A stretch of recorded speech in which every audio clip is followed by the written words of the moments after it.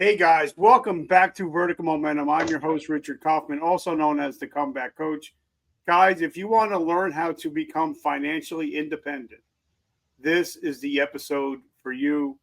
My friend Michael is changing the game of helping veterans get to where they need to be. And if you stay till the end, we're going to give you 3 things that you can start doing today to help become financially independent. The gentleman retired as a Brigadier General, one of the greatest men that I've had the privilege to know. He's an author. He's doing amazing things. And thank you for being here. I appreciate you. Thank you so much for coming on today. How are you doing, my brother? I'm doing well. Thank you very much for having me, Richard. Great to be here with you and your audience. It's my privilege, and I got to give a big shout out to Jessica. Without her, we wouldn't be set up today. We wouldn't be talking. So I want to give a big shout out and say thank you so much. So, sir, my first question is, what is your definition of resiliency? Well, I think resiliency is the ability to, when something bad happens to you, whether it's small or huge, to be looking forward at the next success that you're going to go through and not always dwelling on the past, looking backward and being mired in the problems that you've got. And there's a lot of keys to being able to accomplish that. I love it. So give us a quick down and dirty about where you come from, where did you grow up, and how did you become the force that you are today? Well, quick background. I grew up in California. Didn't know what I wanted to do and looked around at a bunch of different places. It turned out that you could go to the military academy without paying anything. And I thought, gee, that would be good. Had never been to New York, had never been to West Point. So graduated from the military academy in 1981. President Ronald Reagan handed me my diploma. And then I joined the Army as it was going through its rebuilding. The Army had gone through a depths in the 70s and was there as the Army was rebuilding, commanded an artillery battery in Germany. And at that point got married to my high school sweetheart, figured that I'd be in the Army for 5 years, but ended up staying for 32 years. And a lot of things turned around as it did with you and others after 9/11. I was teaching at the military academy at West Point on 9/11s, was down in New York City shortly after the Twin Towers fell, and then ended up deploying to Iraq and Afghanistan for about 32 months in various combat zones, including working with some of the other folks that you've interviewed. Worked very closely with General Dave Petraeus in Mosul, in Baghdad, and then over in Afghanistan. And in 2013, after 32 years where the only thing that I knew how to do was be in the Army, I had to find something different, wanted to work with a values-based organization that was near the military but not in the military, and so joined Armed Forces Mutual. We are the oldest nonprofit taking care of the military and veterans as a mutual association, and I've been doing that for the last 13 years. So you've been deployed plenty of times. You've been Iraq, Afghanistan. You've been Bosnia. You've been everywhere. So you've laced up the boots, and you've known what it was like to sign your life away and having to sign that life insurance. So I think that we come from the same space but a lot of guys and girls that I've had on the show, and thank you once again for your service. And I had General Petraeus on. He was one of the first people that ever believed in me. So I want to give a big thank you to that gentleman.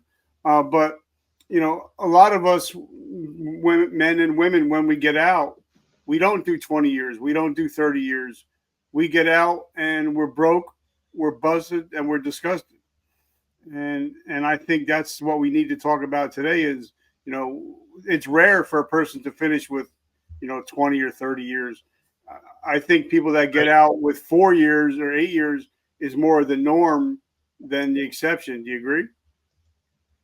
No, I think that's true. And in fact, So after you and I both left the military, they've developed this blended retirement system. We could talk a little bit about that, so that everybody who gets out, even if it's after 3 or 4 or 5 years, is taking with them some retirement savings that rolls into their 401k account and can be an important part to start that financial independence and security that all of us want, whether you're in the military for 4 years or in the military for 40 years. And like I said, I was a ground pounder, so I was a tanker, and that's what I did. And a lot of people, we used to say, if you didn't have a divorce, if you didn't have a bankruptcy, then you didn't have a good military career. But I see that a lot of people, when they get out, we don't think it while we're in. We don't think about, oh, let's max out this, let's max out that, let's invest in this. A lot of E3s, E4s, you see them running through the front gate with a brand new car with a 30% interest rate. You know what I mean? So, yeah. talk to us. You wouldn't have so many payday loan places right outside military posts if there weren't people that get themselves into trouble and need to take advantage of those payday loans without realizing the exorbitant interest rates that they're paying. And so what we try to do with Armed Forces Mutual is not any different than what I tried to do when I was a battery commander, when I was a leader in the Army with all the soldiers that worked for me, is make sure that they kind of understand what's important, that they understand the value of the funds that they're getting. And we talk to them about 3 things. You got to protect what you've got. You've got to have effective savings and investing. And probably the first thing for everybody is to do effective budgeting. And that's important throughout your life, whether you're in the military or especially as you're transitioning out of the military. In my position, I happen to brief lots of people in the Army, and in fact, all general officers from the Army, admirals from the Navy, Marine Corps generals, as they transition out of the military. And it doesn't matter whether you're a specialist with 4 years in the Army or a general with 30 years in the Army, making sure that you're protecting your family and the resources you've got, you're doing effective savings and investing, you're doing effective budgeting, I think is really important. So you're using the dirty word budgeting. A lot of people don't like the word budgeting, but I'm a big fan of Mr. Dave Ramsey. I've had him on the show. We've talked plenty of times. But all it is having a battle plan, putting your money to work. But a lot of people, they hear the word budget and it shuts them down. You know what I mean? Yeah, no, and you've got to have it. Again, a great military adage is that if you don't plan, if you're not planning, you're actually planning to fail. Failing to plan is planning to fail.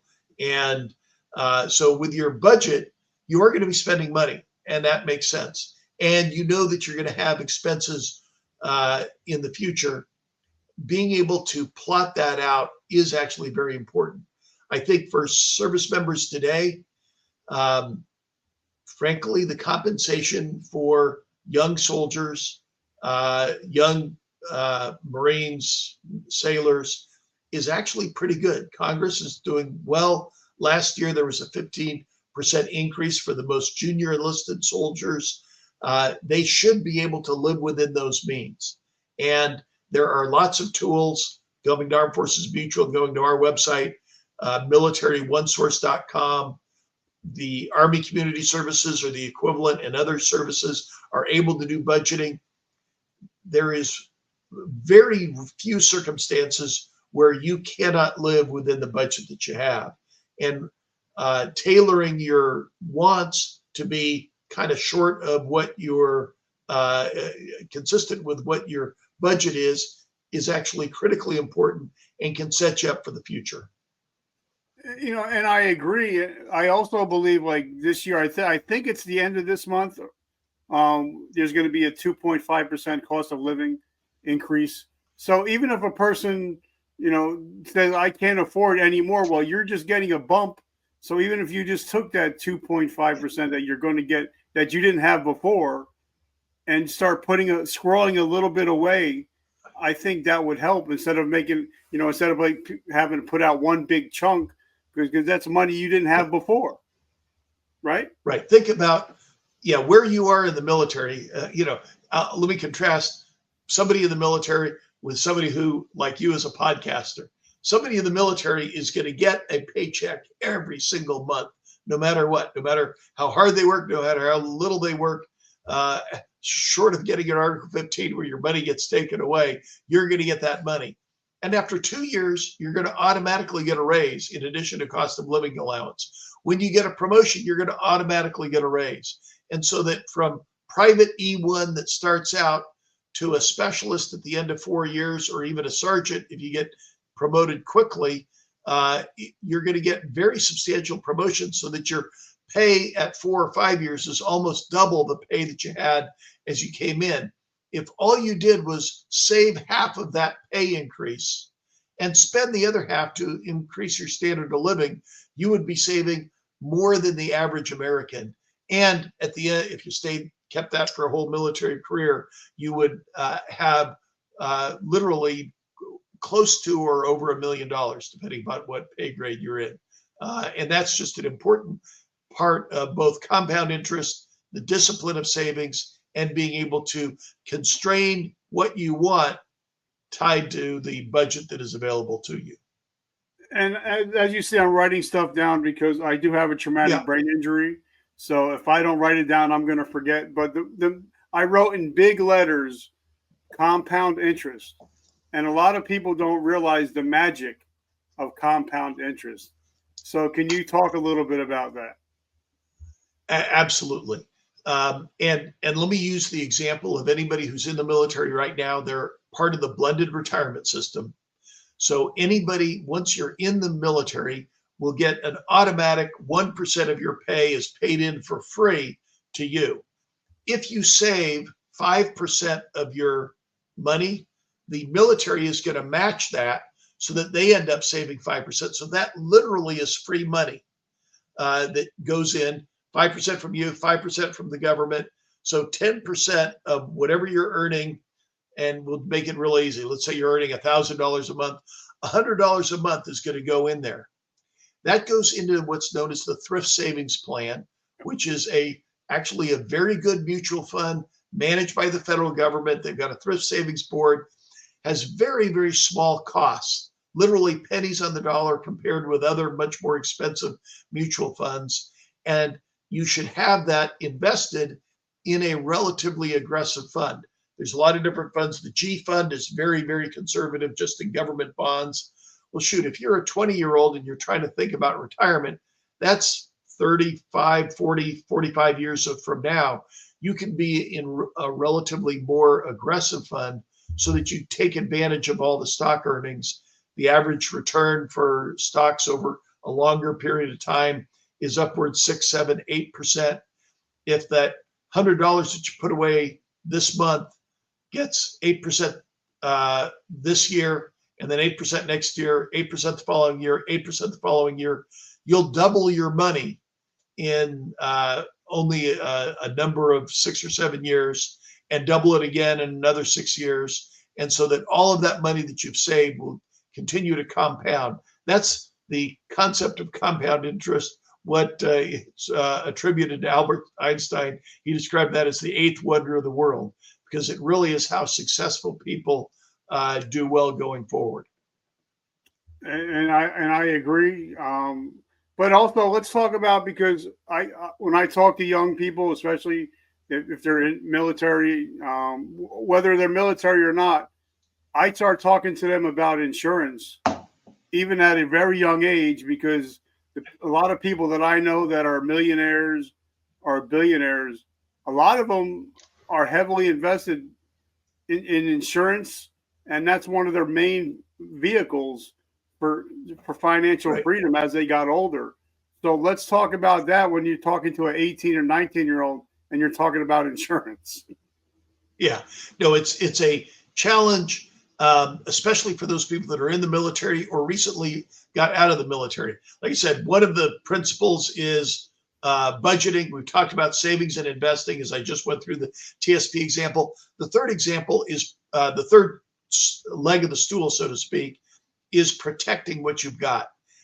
Protecting what you've got means that with your biggest asset is a 20-year-old or a 30-year-old or a 40-year-old is your ability to work, the knowledge that you have in your head, and your ability to earn money over the next several years. If you've got a family, they are dependent upon you to be able to provide for them. If for some reason you have a disability, you can't work, or tragically, if you die, they will not only be emotionally destitute, but financially destitute as well. That's why when you join the military, they automatically sign you up for $500,000 of service members group life insurance. And that's a very good program. And if you're single and nobody's dependent upon you, that $500,000 is probably enough. On the other hand, once you get married, if your spouse is not working, and especially once you have children, you look at the cost of college education, look at the cost of raising a child, the $500,000 is probably not enough. And that's why there's organizations like Armed Forces Mutual and others. We are a mutual organization.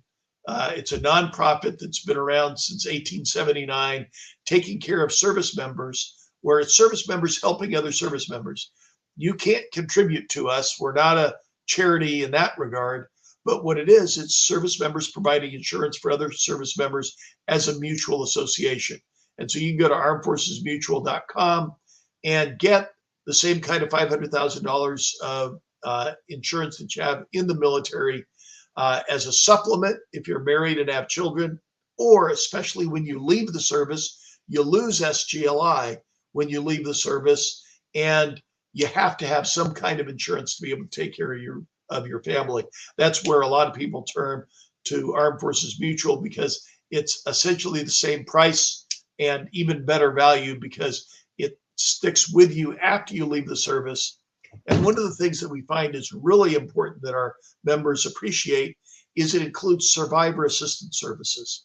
This is something that's really critical because when you pass away, whether it's because of an accident in your 30s or 40s, or when you're 70 or 80 or 90 from natural causes, it's important that you have a team that comes in with your family to help make sure that you get not only your life insurance, your veterans benefits. The VA will pay a burial allowance. Social Security is going to pay you if you, in your case, have a military connected disability, and that contributes to your death. Our survivor assistance team helps your family ensure that they get dependent with it's called DIC, dependents indemnity compensation, so that your spouse can continue to get benefits even after you passed away if it's from a service connected condition. For families who are not familiar with this, that is probably even more important than the life insurance benefit itself, because they're able to take advantage of all of the programs that are out there and have a trusted guide that can talk to them through everything that their spouse has earned through their military service that protects them for the rest of their lives. And I think that's probably the number one thing that would interest me, is because, a lot of, whether you're a widow or a widower, a lot of times you don't know where to go. You're just like, and there's no book, there's no pamphlet that tells you what to do when somebody passes away, or when somebody, say, is older and they need to get help as far as going into a facility. There's no playbook. So I think it would be great to have somebody that I could just reach out to and be like, Michael, I got questions. Who do you know that I can get in touch with? No, and that's exactly what our people do. In fact, whether you get a life insurance policy from us or not, everybody should go to Armed Forces mutual.com or AAFMAA.com. For free, you can download our survivor assistance guide. Just put your email in there, download the guide. It's about 4 pages long. It has all the phone numbers for the VA, everything that you need. Obviously, we'd love to have you sign up and get an insurance policy from us, and then our people will guide you through that. But there's a heck of a lot of information on there. That way you can take advantage of everything. And whether you're 20 or whether you're 70, it's very valuable for you. If you've left what I tell people to do is print that out, even though everybody does everything on their phones nowadays. If you got a printer, print it out, fold it, and put it with your DD-214. That DD-214, your VA letter that has your disability rating, and the survivor assistance guide, those are the 3 things that your spouse is going to need when you pass away to make sure that he or she gets all the benefits that they are entitled to. I love that. And I think that's some of the greatest advice I've ever heard, is just to make sure you have those 3 things somewhere where they know where it's at, so they can get it at any time. So I've had the authors of Rich Dad, Poor Dad on the show, and I just want to ask you your opinion. Is your house an asset or is it a liability? In my view, I believe it's an asset, and different people can have different views on that. The important part from that house is you've got to think this through in terms of your planning of what size of a house do you want? How do you manage the payments for that house so that the payments are done? In my case, I was fortunate enough to be able to refinance it. I've got a 2.5% loan on that. I'm making a lot more money in the market with the stuff in there, although I'm paying that down so that at the point at which I stop working, I hopefully will have that house paid off and will be able to that's a resource that then can transfer to my children or whatever we end up doing with that. But it gets back to the planning part. When you're a young service member in the 20s or 30s, it's just planning to get to the end of the month. For people that I work with that are in their 40s or 50s, it's thinking about, hey, if I buy a house, have a 30-year mortgage on it at age 50, that's paid off at age 80. Do I want to pay that off more quickly? How do I want to manage all of those kinds of things so that you are appropriately financially independent and secure and never have to worry about the kinds of things that you might have to in retirement? Yeah, and I agree, but I also think that, like, we bought our house, now it's 15 years ago. We bought our house for $300. Now it's worth almost $700. So it's kind of like, as you get older, and if you pay into these things, hopefully you start to have a little bit more options. Or say if you wanted to start a business, well, now you have an option that you can actually use some of the money that's in your house to start a business. So I believe my mother used to say that it's a poor rat that only has one hole, and I believe that as military people, we want to know what our options are. And I think the more you plan, the more options you're going to have in the future. Do you agree? I do. And I think you've touched on another part that's important, and it really speaks to resiliency. You should never define yourself entirely based upon one aspect.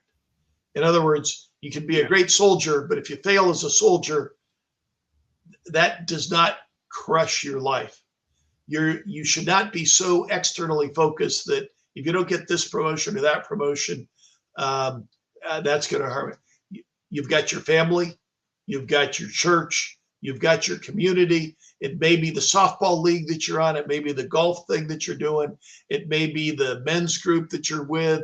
It certainly is the children and grandchildren that you happen to have that provide value and worth to your lives. And so when you're talking about vertical momentum and resiliency, the important thing is to have multiple different streams so that if something doesn't work out, you don't lull in being a victim that time. You figure out where you can be victorious in other aspects of your life. That could be in your home. That could be in your pickleball league. That could be in your small business that you get involved in.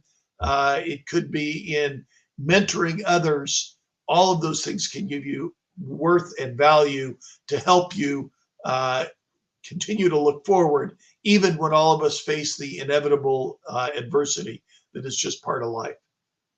And I appreciate that. Now, like I said, I've talked to Mr. Petraeus, or General, and something that we talked about is how, military teaches us to go to war. They don't teach us to come home.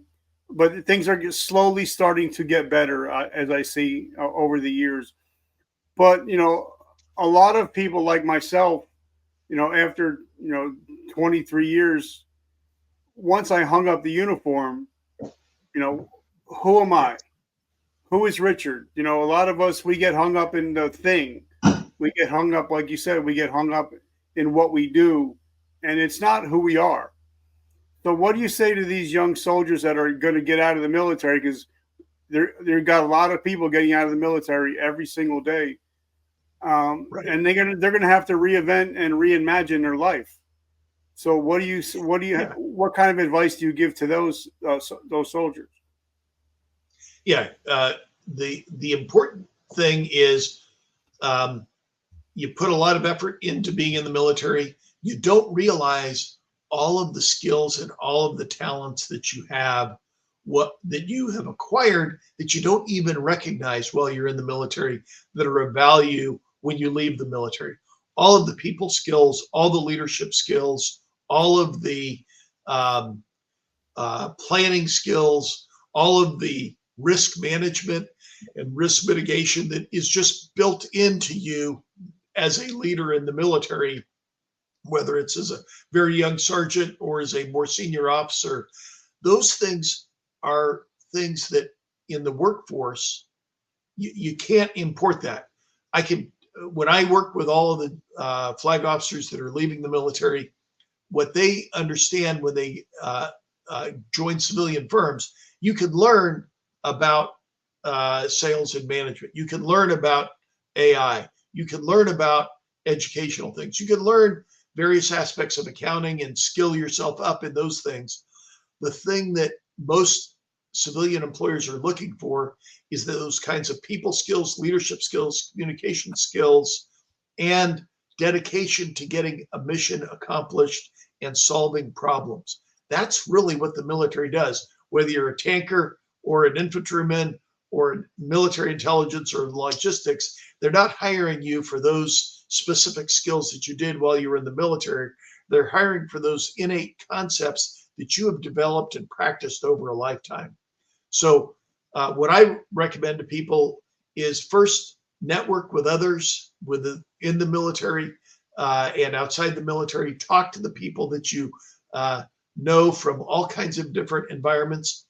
As you're preparing to leave the military, whether it's after 4 years or 40 years, start to network. It's the people that you run into at church and in civilian environments, talking to people who have also gotten out, learn from them. It's lots of cups of coffee, lots of going out for a beer or a dinner with somebody, and both learn from them as well as then pay back when you're out there. Just like on this podcast, Richard, you've been a great inspiration for a lot of people who you don't even know, who have learned from you. When you're out there having lunch or having coffee with somebody, teaching them and inspiring them and being a mentor to them, the number of emails and calls that I get from different people is, I think, very heartening, because it's a way in which we're able to kind of pay that forward and help other people as they transition and make our whole community, society, and the nation that much better off. And I agree. And thank you so much. Something I tell, talking about networking, like I got an 18-year-old son, I got a 22-year-old son, and they've been on LinkedIn since they turned 18. I said, listen, if you want to learn how to network, if you want to start networking, LinkedIn is the place to be. And if you're a veteran, a lot of veterans don't know that you get a year of LinkedIn Premium, a year of free LinkedIn. And you can take as many college level courses. I think I took over 30 courses last year just on LinkedIn alone, on AI, on Yep. management, on sales. I took all these courses. It didn't cost me a penny. So talk about the power of LinkedIn, but also the power of networking. No, I think that being able to network both individually, like I said, coffee, beer, that's more of my generation, but LinkedIn is exactly what your 18 and 22-year-olds are doing is critically important because that's where communications takes place. That's where you develop your brand and your reputation. And for a young person, what is your brand? What do you want to be known for? Again, not to use too much on LinkedIn, but if you look at the top there, you don't put, I haven't looked at yours lately, Richard, but you don't put there, hey, I'm a podcaster who does this, this, and the other thing. You talk about the leadership traits, you talk about self-motivated, you talk about those kinds of traits that are there. And then you look at other common people that do that. It's also very important, I caution your 18 and 22-year-old sons to be careful on what you're posting and what you're saying on LinkedIn, because once it's on the internet, it actually lives forever. And so you may not want to have the most brilliant, witty, provocative comment on Sydney Sweeney or something else like that, if that's going to be something that might hold you up in getting some future job at some point. I love that, and that's something we always have to be aware, especially now with AI. You never know what's going to be out Absolutely. there. So if Private Joe Snuffy is just about to get out of the military, what would be your top 3 pieces of advice for him to start finding his way after getting out of the military? Um, and again, because we're talking a little bit about finances, the try to, as you're leaving the military, start to save up so that you've got 4 to 6 months of income that you're going to be dependent upon. And that may mean finding a place as humble as it might be, moving in with somebody or going back to your parents or going somewhere so that you're not immediately taking the first job that is offered to you just because you're desperate to get that job. The second is continue to network. And if you can get involved in the Army Skill Bridge program or a DoD Skill Bridge program, that's a phenomenal program where you can take advantage of things. And in fact, for that young private, I would start early, not just taking courses on LinkedIn, but taking courses through the Army Education Center and through here. I happen to be in Northern Virginia. George Mason University has phenomenal certificate programs and those kinds of things so that you can try out. And as you said, you took a bunch of courses on AI. Is AI really the thing for me? Is that something where I have some competence? Or, well, I don't really do that stuff as well. Maybe it's in healthcare and I'm really passionate about healthcare or something else like that. So that ideally, before you leave the military, you've got a pretty good idea of not your entire path, but at least the next year or two of where you're going to be going. You've saved up some money. You're prepared to do that. And the final thing, just to plug Armed Forces Mutual, before you lose your SGLI, especially if you have a family, you definitely want to get some kind of Armed Forces Mutual insurance. We also, for anybody that's an E4 or above, include a career assistance program loan at 2.5%, give you $5,000 to get yourself started so that you don't have to take that first job that you're looking for. So how do we get into your ecosystem? How do we get some help? Because I know that actually after we hang up, I'm going to be doing some research because I'm 56 years old and now I have assets, houses and cars and all that stuff. I want to make sure that my family's going to be taken care of. So how do we get in touch with you? How do we get in touch with the company? Yeah, the very easy thing is go to armedforcesmutual.com, armedforcesmutual.com, and that'll resolve to AAFMAA, American Armed Forces Mutual Aid Association. And on there is information about wealth management. There's information about budgeting. There's information, obviously, about insurance. survivor assistance services. And there's a transition guide, as you mentioned, whether that soldier getting out. We've got a 6-page military transition guide. Again, all of this is free to download, and it goes through kind of a 6-page checklist of everything that you have to go through, from getting your retirement physical to filing your VA disability to making sure that you have all those things. It's a great checklist that everybody has to go through the week-long transition assistance program, but that's kind of running from a fire hose. This is the top level things that you need to think about for transitioning. And so that's what I would recommend. Or if you just Google Mike Meese, Meese, you'll find out information about me. That'll pop up on Armed Forces Mutual as well, as a great way to learn more about us and become well-informed so that you can set yourself up for your own financial independence and security. Now, you also authored a couple books, correct? I did both the Armed Forces Guide to Personal Financial Planning. That was when I was the director of the economics program at West Point. I taught a bunch of cadets up at West Point about that. And then subsequently have authored the book American National Security, which is really the single best kind of textbook that covers the entire world, from everything from economic, military, political aspects to a walk around the world about every different region. It's a little bit of a thick book, 600 pages, all on international relations and political science. So not exactly the kind of bedtime reading that you'd want. But if you have any, but it's a great thing for national security experts. And where would we find your books? Those are all available through Amazon, and you should be able to get it there. But again, that's got a select sort of audience. It's probably not as broadly popular as a Dave Ramsey book or something like that your folks would be interested in. Well, sir, I just want to say thank you so much. I've learned a lot today, and some of the stuff I'm actually going to take and use in my own personal life. Because what good is it to learn all this stuff and not use any of it? And I'm also going to have my sons watch this, because they're not in the military, but they're young men. They're in college. So I'm going to have them listen to this episode. I want to give a big shout out to Jessica. Thank you so much for putting us together and helping us with tech stuff, since I'm a low-tech redneck. Thank you for helping us put this together. And I just want to say thank you, sir. And hopefully we can build a generational relationship from this point forward.